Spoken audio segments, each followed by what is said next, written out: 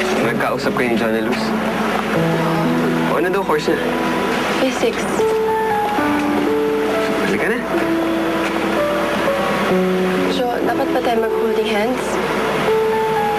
O sige.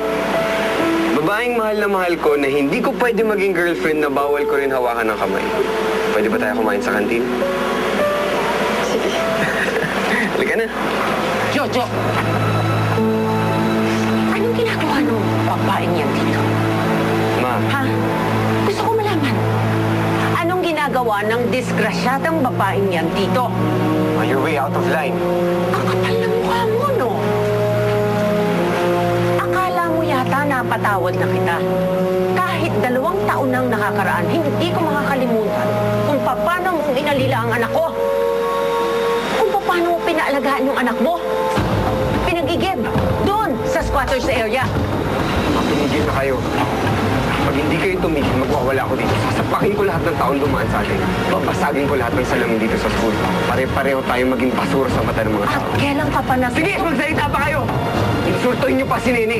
Kung kaya niyong kalimutan na may pinag-aralan at may breeding kayo, kaya ko rin. At pagkatapos, lalayasan ko kayo.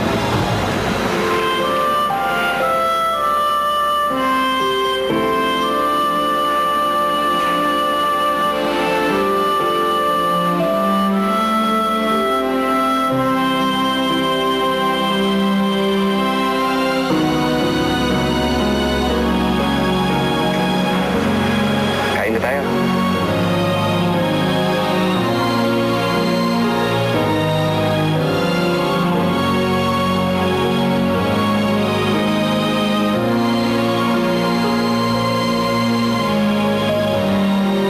Balikan mo si Nene, tapos gumanti ka. Ibalik mo sa kanya lahat.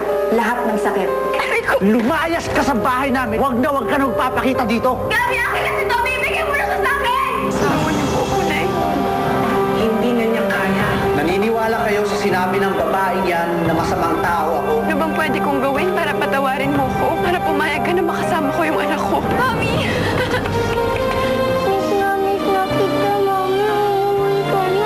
Mami, halika na. Tawag ka ng daddy mo. Sandali lang. Ano ba, nandito lang naman kami sa labas.